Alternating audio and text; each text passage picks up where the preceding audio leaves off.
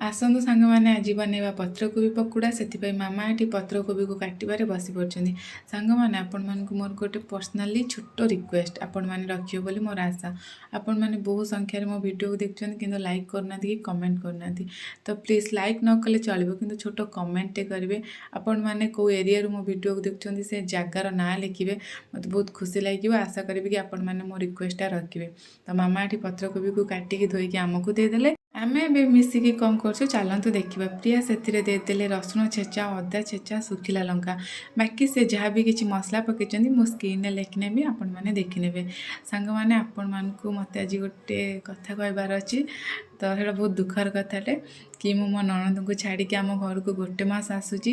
ତ ଯେହେତୁ ମୋ ନଣନ୍ଦଙ୍କୁ ଛାଡ଼ିକି ଆସୁଛି ଭିଡ଼ିଓ ବହୁତ କମ୍ ଆସିବ। ତ ମୋ ନଣନ୍ଦ ନାହାନ୍ତି ନା, ସେଥିପାଇଁ ଅଳ୍ପକା ଭିଡ଼ିଓ ଆସିବ। ଯେତିକି ଭିଡ଼ିଓ ମୁଁ ବନେଇଛି ସେତିକି ଭିଡ଼ିଓ ମୁଁ ଆପଣମାନଙ୍କ ସହିତ ସେୟାର କରିବି ଏଡ଼ିଟିଂ କରିକି।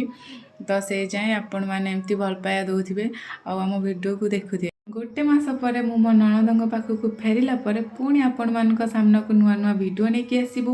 ରୋଷେଇ ଭିଡ଼ିଓ, ଡ୍ୟାନ୍ସ ଭିଡ଼ିଓ, ବ୍ଲଗ୍, ଏମିତି ବହୁତ କିଛି। ତ ସେ ଯାଏଁ ଆପଣମାନଙ୍କର ସପୋର୍ଟ ଆମକୁ ନିହାତି ଦରକାର।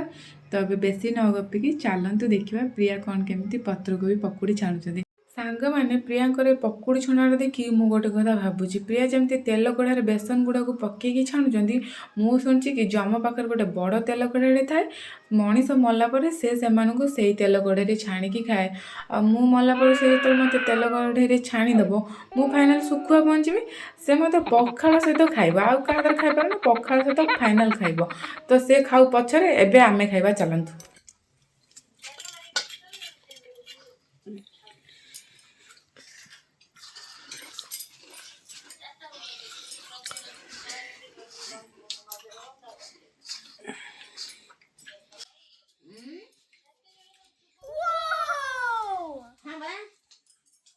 ପତ୍ରକୋବି ପକୁଡ଼ିଟା ସତରେ ବହୁତ ଭଲ ଲାଗିଛି ଆଉ ଖାଇବାର ପୁରା ମଜା ଆସିଗଲା। ଏଇଟା ହେଉଛି ସନ୍ଧ୍ୟାବେଳର ଖାଇବା।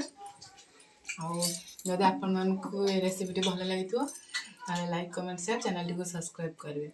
ତ ଆଜି ପାଇଁ ଏତିକି, ଆମେ ଏବେ ରହିଲୁ, ବାଏ। ଏ ସବୁ ବନେଇଛନ୍ତି ମୋ ନଣନ୍ଦ, ତାଙ୍କ ଦେହ ଭଲ ନାହିଁ ସେଥିପାଇଁ ସେ କ୍ୟାମେରାକୁ ଆସିଲେନି, ମୁଁ ଆସିଛି।